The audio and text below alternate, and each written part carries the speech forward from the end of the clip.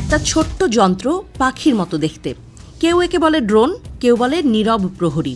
যুদ্ধের ময়দান থেকে সীমান্ত পাহারায় এই ক্ষুদ্র যন্ত্র এখন বিশ্ব রাজনীতির শক্তিশালী অস্ত্র। ইউক্রেনের দুটি সস্তা ড্রোন রাশিয়ার বেলগোরোদ অঞ্চলে 2টি গুরুত্বপূর্ণ সেতু ধ্বংস করে দিয়েছে। তাতে ভেস্তে গেছে রুশ সেনার রসদ সরবরাহ। যুদ্ধক্ষেত্রে এক নতুন বার্তা ছুড়ে দিয়েছে এই ঘটনা। এখন আর ট্যাঙ্ক বা যুদ্ধবিমানই একমাত্র শক্তি নয়, প্রযুক্তিই পারে বদলে দিতে যুদ্ধের মুখ। এই প্রযুক্তির বিপ্লব ছুঁয়ে গেছে এশিয়া প্যাসিফিককেও। ভারত, চীন, দক্ষিণ কোরিয়া সব দেশই এখন ড্রোনে কোটি কোটি ডলারের বিনিয়োগ করছে।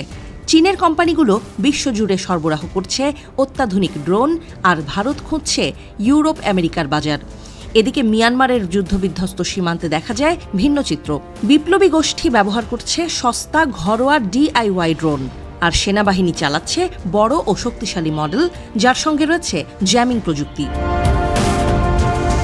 দক্ষিণ এশিয়ার মানচিত্রে বাংলাদেশ এখন নতুনভাবে ভাবছে। ড্রোন কূটনীতি ও ড্রোন প্রতিরক্ষা ঢাকাতেও এখন আলোচ্য বিষয়।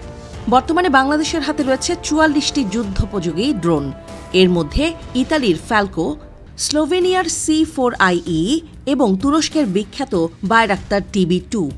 এই ড্রোনগুলো বাংলাদেশকে দিয়েছে দ্রুত জবাব দেওয়ার ক্ষমতা। সীমান্তে অনুপ্রবেশ থেকে শুরু করে সন্ত্রাস দমন, সব ক্ষেত্রেই আকাশ থেকে নজরদারি সম্ভব হচ্ছে।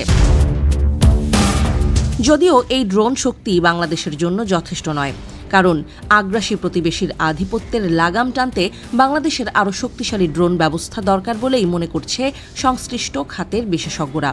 বিশেষ করে ভারত যে অ্যাপ্রোচে আগাচ্ছে তা রুখতে ড্রোন শক্তির কোনো বিকল্প নেই। যুদ্ধ ছাড়াও ড্রোনের রয়েছে বহুমুখী ব্যবহার। এই যান্ত্রিক পাখির চোখ যে কোনো নজরদারির ক্ষেত্রেও আজকাল সেরা হাতিয়ার। এমনকি ভর দুর্যোগেও ড্রোন হয়ে উঠতে পারে জীবন রক্ষাকারী সরঞ্জাম। শুধু সামরিক নয়, এই প্রযুক্তি ছড়িয়ে পড়েছে বেসামরিক খাতেও। কৃষি, টেলিকম, জ্বালানি, এমনকি বন বিভাগও এখন নির্ভর করছে আকাশের এই নীরব চোখের ওপর। ড্রোন এখন জাতীয় নিরাপত্তার দাবার বোর্ডে এক নতুন রাজা। সীমান্ত পাহারা দিচ্ছে, নজরদারি করছে। বিভিন্ন সূত্র বলছে প্রতিরক্ষা খাতকে আরও শক্তপোক্ত করতে ড্রোন নিয়ে বেশ ভালোই ভাবছে ঢাকা। এমনকি নিজস্ব ড্রোন ও অ্যান্টি ড্রোন প্রযুক্তি কেনা ও উন্নয়নের সম্ভাবনা খতিয়ে দেখা হচ্ছে। লক্ষ্য হল দেশেই তৈরি হবে বাংলাদেশের নিজস্ব ড্রোন। বঙ্গোপসাগর ঘিরেও চলছে ড্রোন পরিকল্পনা। হয়তো ভবিষ্যতে জাহাজ থেকেই উড্ডয়ন করবে বায়রাক্তার TB3, যা সমুদ্রপথে গুপ্তচরবৃত্তি ও নজরদারিতে যোগ করবে নতুন মাত্রা। তবে যেখানে ড্রোন, সেখানে অ্যান্টি ড্রোন প্রযুক্তিও অপরিহার্য। সৌদি আরবের আবকাইক তেল স্থাপনায় 2019 সালের ড্রোন হামলা যেমন দেখিয়েছে একটি সঠিক আঘাতেই থমকে যেতে পারে পুরো রাষ্ট্রের অর্থনীতি, তাই বাংলাদেশও গুরুত্ব দিচ্ছে অ্যান্টি ড্রোন সুরক্ষায়। অ্যান্টি ড্রোন প্রযুক্তি তুলনামূলক সস্তা, কিন্তু অত্যন্ত কার্যকর। সীমান্ত নিরাপত্তা বাড়াতে আমাদের এটিতেও এখন অগ্রাধিকার দেয়া উচিত বলে মনে করছেন বিশেষজ্ঞরা। বিশ্বে ইউটিলিটি ড্রোনের বাজার এখন সোনার খনি। 2024 সালে যার আকার ছিল $1.2 বিলিয়ন, 2033 সালের মধ্যে তা বাড়বে $4.5 বিলিয়ন। তবুও প্রযুক্তি যতই শক্তিশালী হোক, তার মূল চালক মানুষই।